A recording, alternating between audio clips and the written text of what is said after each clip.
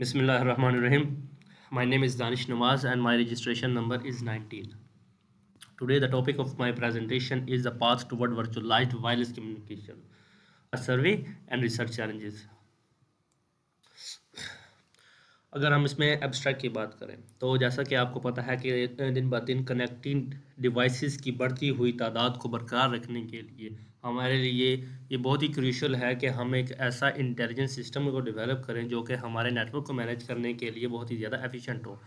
अब नेटवर्क की बात करें तो उसके अंदर हमारे पास वाईफाई या 5G या इससे बियॉन्ड कम्युनिकेशंस की टेक्नोलॉजीज आ जाती हैं जिसको हमें कवर करना है, जिसको हमने मैनेज करना है।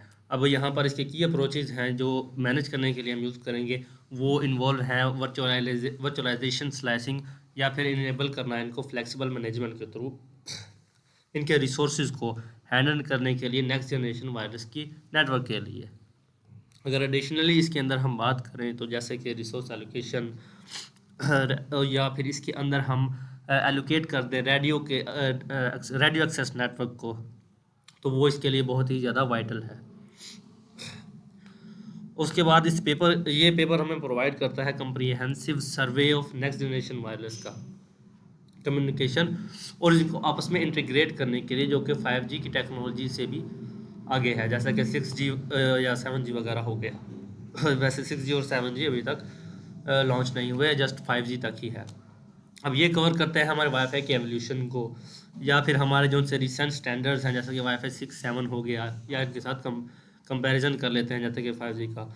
इसको एक्सप्लोर करने के लिए स्लाइसिंग, वर्चुअलाइजेशन, रैन, ओपन रैन और रिलेटेड चैलेंजेस के लिए इंट्रोडक्शन के अंदर यही है कि जैसे दिन ब दिन हमारी कनेक्टेड डिवाइसेस बढ़ रही हैं तो हमें चाहिए कि हम उसके लिए कोई ऐसी मैनेजमेंट को यूज़ करें, एफिशिएंट मैनेज करने के लिए उन्हें हम कुछ न्यू नेटवर्क को एफिशिएंट करने के लिए कोई न्यू टेक्नोलॉजीज ढूंढें। यहाँ पर भी हमें बताया गया है कि ग्लोबल मोबाइल ट्रैफिक की अगर बात करें तो यहाँ पर पहले 7.462 EB पर मंथ 2010 में ये किया गया था, यूज़ होता है, जो कि आगे 2030 तक की बात करें तो पर मंथ ये बढ़ जाएगा 5016 EB पर मंथ के लिहाज से।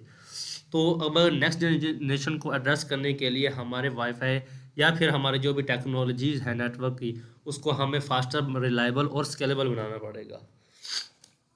यहाँ पर हम अगर वाईफाई की बात करें तो वाईफाई जो सा है वो भी हमारे नेटवर्क को बहुत वाईफाई की बात करें तो वाईफाई भी हमारे पास कॉस्ट इफेक्टिव भी है और हमारे स्मार्ट बिल्डिंग्स को एजुकेट करने के लिए, उनको आपस में कनेक्ट करवाने के लिए बहुत ही ज़्यादा आइडियल है। अब 5G की स्पोर्ट की बात करें तो ये लॉन्ग डिस्टेंस कम्युनिकेशन, अगर हम यहाँ पर एक छोटी सी बात करें कि वाईफाई 6-7 वगैरह जो हो गया ये हम यूज़ करते हैं इंटरनली इंडोर के लिए, जबकि हम सेलुलर नेटवर्क जैसा कि 5G 6G हो गया ये हम आउटर और लॉन्ग डिस्टेंस कम्युनिकेशन के लिए यूज़ करते हैं। अब इनका एफिशिएंट बनाने के लिए हम इसके अलावा नेटवर्क स्लाइसिंग भी यूज़ करेंगे। नेटवर्क स्लाइसिंग क्या है कि एक ऐसा की फीचर है 5G का जो कि इनेबल कर देता है virtual network, multiple virtual network को सिंगल फिजिकल इंफ्रास्ट्रक्चर के थ्रू। अगर मैं इसकी आपको एग्जांपल देता चलूँ कि हम एक घर के अंदर यूज़ करते हैं जैसे कि वाईफाई राउटर के अंदर। अब वाईफाई राउटर के अंदर अगर हम स्लाइस करते हैं नेटवर्क को दो हिस्सों में कि एक जो सा है वो डेडिकेट कर दें कि ये हमारे घर की IoT डिवाइसेस वगैरह अगर कोई कनेक्टेड है, सेंसर वगैरह जिसके अंदर हमें लो लेटेंसी चाहिए तो वो उसके लिए यूज़ करेंगे। और दूसरा जो से मोबाइल पर हम कुछ एप्लीकेशन वगैरह यूज़ करने चाहते हैं तो उसके इंटरनेट के यूजेज के लिए हम करेंगे। तो इस इंट्रोडक्शन में यही चीज़ें बताया गया है। अब इस पेपर के हम की कंसेप्ट के बारे में बात करें तो यहाँ पर कुछ खास चीज़ें जिनके बारे में बात की गई है, वाईफाई 6-7 के बारे में की गई है, 5G और उससे बियॉन्ड टेक्नोलॉजीज़ की बात की गई है, नेटवर्क के अंदर वायरलेस नेटवर्क के अंदर वर्चुअलाइजेशन की बात की गई है, नेटवर्क स्लैशिंग की और रैन की बात की गई है। तो यहाँ पर स्टार्ट करते हैं हम सबसे पहले वाईफाई 6 जिसका स्टैंडर्ड हम यूज़ कर रहे हैं IEEE 802.11ax। ये इसका एक स्टैंडर्ड है जिसपे वाईफाई 6 की बेस है, हम ऐसे बात कर सकते हैं। उसके बाद बात करें तो वाईफाई जो 6 है ये सिग्निफिकेंटली इवॉल्व्ड है, हमें फास्ट स्पीड अलाउ करती है, सेफ है और हमारे लिए एफिशिएंट भी है सर्विस के लिहाज से। अच्छा, तो इसकी ग्रोइंग डिमांड्स को मीट करने के लिए या फिर कनेक्टिविटी क्राउडेड एरिया के अंदर या ऑफिस के अंदर, मॉल्स, एयरप्लेन एयरपोर्ट्स के अंदर, उसके लिए ये हमारे लिए वाईफाई जोन से है इंडोर के लिए एक बहुत ही अच्छी टेक्नोलॉजी है। उसके बाद अगर हम बात करें इसकी बैंड की, तो ये 5 गीगाहर्ट्ज़ के बैंड के ऊपर हम यूज़ कर रहे हैं। लेकिन करते थे अप्रैल 2020 के अंदर क्या हुआ जी कि एफसीसी ने रिलीज़ कर दी हमारे पास 1200 मेगाहर्ट्ज़ का स्पेक्ट्रम, जो कि हमें 6 गीगाहर्ट्ज़ बैंड के ऊपर अनलाइसेंस यूज़ देता है। अच्छा, उसके बाद ये लीडिंग हमें लेगी क्रिएशन ऑफ वाईफाई 6E की तरफ। This extension maintain Wi-Fi 6 features while operating in 6G bands, offering reduce infrastructure wider challenge। हम wider challenge पर प्रोवाइड करता है, हायर कैपेसिटी की सपोर्ट देता है, मोर डिवाइसेस को स्टेबिलिटी लोकेट करने के लिए, उनको यूज़ करने के लिए। अब जैसा कि स्टैंडर्ड की मैंने बात की कि वाईफाई 6 जो सा है वो हमारे पास IEEE 802.11ax स्टैंडर्ड के ऊपर हम इसे यूज़ करते हैं। ये डिज़ाइन किया गया है हायर एफिशिएंसी के लिए, हायर एफिशिएंसी की स्पीड के हायर एफिशिएंसी के लिए, ज़्यादा स्पीड के लिए। उसके बाद अगर हम बात करें इसकी एग्जांपल अगर आपको दे दूं कि अगर हम वाईफाई 6 जैसे कि आपको पहले बताया कि स्मार्ट होम के अंदर यूज़ करें, तो वाईफाई 6 बड़े एफिशिएंट तरीके से उसको हैंडल करेगी। बहुत जितनी भी हमारे पास कनेक्टेड डिवाइस होंगी, लाइक हमारी अगर घर के अंदर स्मार्ट टीवी यूज़ हो रहा है, सिक्योरिटीज़ कैमरा या IoT सेंसर, ये उसको विदाउट लैग सब को चलाएगी। After that wifi 7। अब वाईफाई 6 तो हम यूज़ कर रहे हैं, लेकिन वाईफाई 7 जो कि 802.11be स्टैंडर्ड के ऊपर स्टैंड करती है, ये एक अपकमिंग स्टैंडर्ड है, अभी तक लॉन्च्ड नहीं है। इसमें हम कुछ फीचर्स की बात कर लेंगे, कुछ इसके पॉइंट्स की। तो पहली बात तो ये है कि अगर हम वाईफाई 7 यूज़ करते हैं तो ये वाईफाई 6 के लिहाज से स्पीड को बहुत ज़्यादा बढ़ा देगी, जैसा कि यहाँ पर लिखा भी हुआ है कि ये अप टू 4 गीगाबाइट्स पर सेकंड, एक सेकंड में 46 जीबी ऑफ स्पीड ये हमें देगी, जो कि 4.8x फास्ट ज़्यादा है हमारे वाईफाई 6 से। इसमें फीचर्स इनकी बात करें तो उसके अंदर जो सा पहला हमारा फीचर्स है वो है 320 मेगाहर्ट्ज़ चैनल्स हैं इसके अंदर। वो क्या प्रोवाइड करता है हमें, इसकी डबल बैंडविड्थ और फास्ट डाटा ट्रांसफ़र। हमारा data transfer as comparable to wifi 6 ये बहुत ज़्यादा तेज़ करेगा। उसके बाद मल्टी लिंक ऑपरेशन, ये मल्टीपल बैंड्स को आपस के अंदर मिला के एक बहुत ही स्मूथ और अनइंटरप्टेड कनेक्शन हमें प्रोवाइड करेगा, इम्प्रूव कर देगा। ये MU मीमो जोन सा है उसको भी इम्प्रूव करेगा। जैसा कि हमारे पास ज़्यादा डिवाइसेस हैं तो उसके लिए हमें ज़्यादा एफिशिएंसी प्रोवाइड करेगा। अगर इसकी एग्जांपल की बात करें तो हम ये ले सकते हैं कि हम VR गेमिंग करते हैं जैसा कि, तो उसके अंदर 8K की वीडियो स्ट्रीमिंग होती है। वाईफाई 7 अगर हम यूज़ करते हैं तो ये उसकी स्ट्रीमिंग को बहुत ही ज़्यादा स्मूथ परफॉर्मेंस के साथ, विदाउट कोई बफर या डिले या कोई पैकेट भी इसका नहीं ख़राब होगा, बिल्कुल एग्जैक्ट और स्मूथ तरीके से चलेगा, जैसे एक रियल आई से हम देखते हैं एक चीज़ को स्मूथली से चलते हुए, वैसे ही बहुत ही स्मूथ करके देगा। वाईफाई के बाद हम जी अब इंडोर नेटवर्क की तरफ आते हैं, 5G और उसके बियॉन्ड टेक्नोलॉजीज़ की तरफ। 5G और बियॉन्ड, ये बेसिकली 5G रेफर करता है 5th जनरेशन वायरलेस टेक्नोलॉजी को और इसकी फ्यूचर एडवांसमेंट को, जैसे कि अल्ट्रा फास्ट स्पीड हो गई, इसकी लेटेंसी इसकी लो हो गई, जितने ज़्यादा कम एमएस होंगे उतने ही ज़्यादा लैग भी कम होगा, और उसके मैसिव कनेक्टिविटी डिवाइसेस के ऊपर के एट अ टाइम वो काफ़ी ज़्यादा डिवाइसेस को चला सकता है। अच्छा, उसके बाद ये इनेबल्स करता है न्यू एप्लीकेशंस को, जैसे कि IoT की ऑटोमेशन व्हीकल्स हो गई या स्मार्ट सिटीज़ हो गई। ये इन चीज़ों इन बड़ी बड़ी चीज़ों को भी चलाता है बहुत ही स्मूथ तरीके के साथ 5G के नेटवर्क। अब अगर हम इसके अंदर फीचर्स की बात करें तो पहला फीचर हमारे पास 5G का है स्पीड। अब ये पर सेकंड के अंदर 10 गीगाबाइट्स 10 GB से भी ज़्यादा स्पीड देता है हमें 5G, much faster than 4G। जबकि ये 4G से 4G कम देता है, लेकिन अगर हम 5G यूज़ करते हैं तो वो 10 गीगाबाइट्स पर सेकंड हमें स्पीड देता है। लेटेंसी इसकी 1 से भी लो है, 1 ms से। जिसका मतलब क्या है कि ये हम अगर इसको रियल टाइम कम्युनिकेशन के अंदर इनेबल करें तो without any buffer, without any lag ये हमें वहाँ पर चला कर देगा। कोई भी हमारी वीडियो कॉल चल रही है, इसके अंदर कोई गेम चल रही है या कुछ भी है भी। उसके बाद मैसिव कनेक्टिविटी की अगर बात करें तो अब यहाँ पर बताया गया है कि 1 मिलियन डिवाइसेस पर स्क्वायर किलोमीटर, एक पर स्क्वायर किलोमीटर के अंदर अगर 1 मिलियन डिवाइसेस है तो वो उसको बिल्कुल बगैर किसी बफर के, बगैर किसी इशू के चलाएगा। IoT के लिए तो बहुत ही ज़्यादा ये आइडियल है।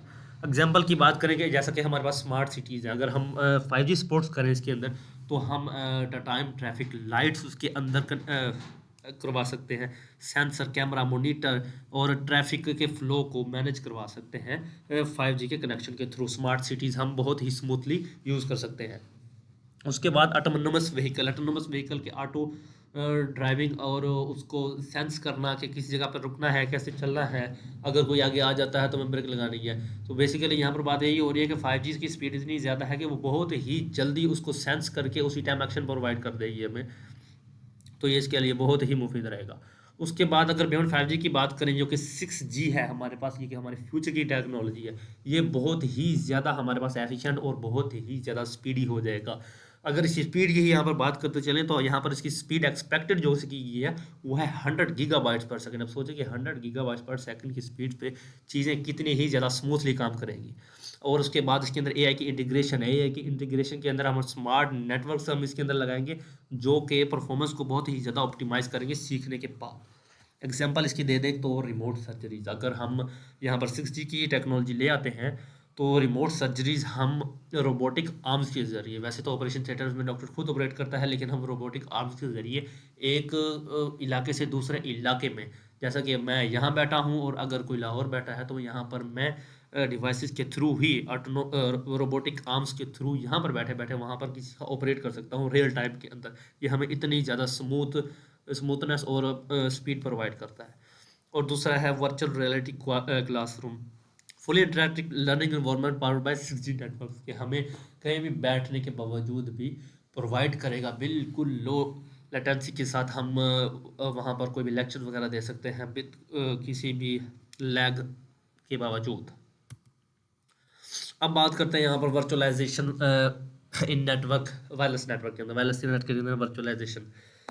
अच्छा जी, वर्चुअलाइजेशन नेटवर्क ये रेफर करता है एक ऐसे प्रोसेस को जो कि वर्चुअल वर्जन बनाता है नेटवर्क के रिसोर्सेज के, जैसा कि रेडियो स्पेक्ट्रम हो गया या फिर बेसिक स्टेशन हो गया। अब ये किस लिए बनाएगा? इसकी फ्लेक्सिबिलिटी को इम्प्रूव करने के लिए, इसकी स्केलेबिलिटी को इम्प्रूव करने के लिए और इसको एफिशिएंट बनाने के लिए। अब जब हम फिजिकल हार्डवेयर को यहाँ पर एब्स्ट्रैक्ट कर देते हैं अगर, तो नेटवर्क जो सा है वो डायनेमिकली एलोकेट कर देगा रिसोर्सेज को, जिससे हमारी जो सी कॉस्ट है वो भी रिड्यूस हो जाएगी और हमारी परफॉर्मेंस बहुत ही ज़्यादा ऑप्टिमाइज होगी। यहाँ पर की फीचर्स की बात करूँ अगर मैं, तो नेटवर्क की वर्चुअलाइजेशन को, तो वो मल्टीपल वर्चुअल नेटवर्क्स एक ही टाइम पर हम फिजिकल इंफ्रास्ट्रक्चर से शेयर कर सकते हैं।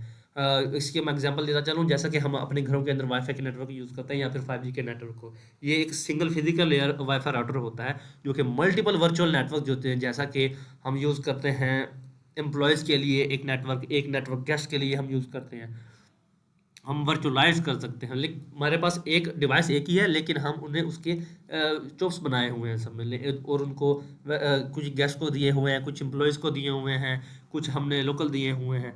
तो इसके बाद ये सिक्योर भी है, एफिशिएंट भी है।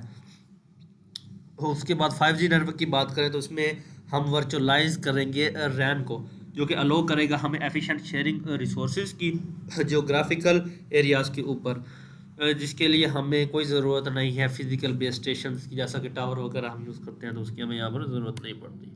नेटवर्क स्लाइसिंग की बात कर लें तो यहाँ पर हमारे पास एक ही बड़ा नेटवर्क होता है जिसके हम चॉप्स करके छोटे छोटे नेटवर्क बनाकर उन्हें अलोकेट कर देते हैं कि ये एक, जैसा कि हम डिपार्टमेंट की बात करें तो डिपार्टमेंट के अंदर जो से टीचर हैं उनको एक अलग नेटवर्क हम अलग अलॉट कर देते हैं और स्टूडेंट्स के लिए अलग अलॉट कर देते हैं। यहाँ पर भी हम अगर से की फीचर्स देखना हो तो सबसे पहले हमारे पास कस्टमाइजेशन है कि इसके अंदर बेसिकली हम स्लाइसेस ही यूज़ करेंगे ना, क्योंकि नेटवर्क को हम स्लाइसेस में डिवाइड कर देंगे। जो सा ईच स्लाइस जो सा होगा हमारा, और डिफरेंट एप्लीकेशन को ऑप्टिमाइज करेगा, जैसे कि IoT, high speed internet, low latency service वगैरह एट्सेट्रा। आइसोलेशन की बात करें तो हमारे पास यहाँ पर हर स्लाइस इंडिपेंडेंट होगा, इंश्योर करेगा वो हमारी परफॉर्मेंस को कि जो सा एक स्लाइस है वो दूसरों को अफेक्ट ना करे। फ्लेक्सिबल ये होगा, यहाँ पर हमें नई सर्विसेज अगर हमें कोई ऐड करनी है तो हम दूसरे स्लाइस को डिस्टर्ब किए बगैर वहाँ पर हमारी नई भी सर्विस ऐड कर सकते हैं। अगर इसके एग्जांपल करें तो हम ये स्मार्ट सिटीज़ और हेल्थ केयर के अंदर यूज़ कर सकते हैं। स्मार्ट सिटीज़ की अगर बात करें तो हम यहाँ पर समझ लें अगर 2 स्लाइसेस में कर रहे हैं तो एक स्लाइस हम डेडिकेट कर देंगे जो उनसे हमारे लो पावर सपोर्टिंग डिवाइसेस होंगी उनके लिए, जैसा कि अगर एक सिटी के जो से इलेक्ट्रिकल मीटर है वो स्मार्ट है, तो उसके लिए हम एक स्लाइस रख देंगे कि इस स्लाइस में जो सी भी हमारे नेटवर्क कनेक्टेड होगा वो स्मार्ट मीटर को ही इंफॉर्मेशन ही करवाएगा,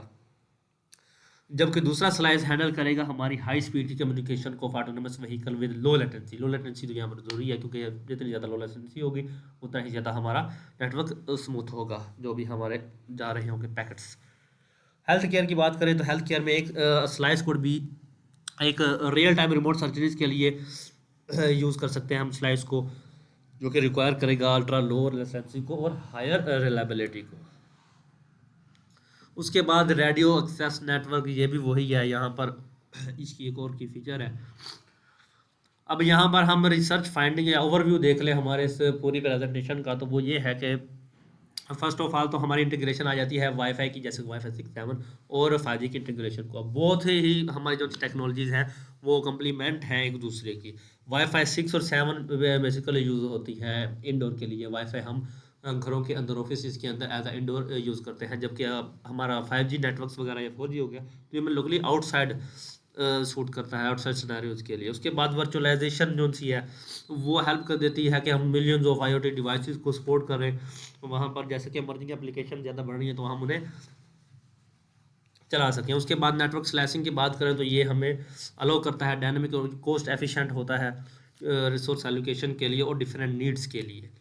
अब फ्यूचर में हम रिसर्च की डायरेक्शन किस तरफ लेके जा सकते हैं कि हम यूज़ कर सकते हैं AI इंटीग्रेशन को। अगर इसके अंदर आर्टिफिशियल इंटेलिजेंस को अगर यूज़ करते हैं तो वो डिसीजन मेकिंग में बहुत ही ज़्यादा बेस्ट हो जाएगी आगे, या हमारे डायनेमिक जो से रिसोर्स होंगे उनको मैनेज करने के लिए। उसके बाद है हमारे पास ऑप्टिमाइजिंग एनर्जी यूजर की, एनर्जी के यूजर्स को एफिशिएंट बनाया जाए, more efficient power saving algorithms हमारे पास यूज़ हों जो कि हमारे पावर को बचाएं और हमारी कॉस्ट को भी बचाएं। कंपैटिबिलिटी यूज़र हो गया, इम्प्रूविंग वर्चुअलाइज्ड रैन हो गया, या developing protocols for 6G networks.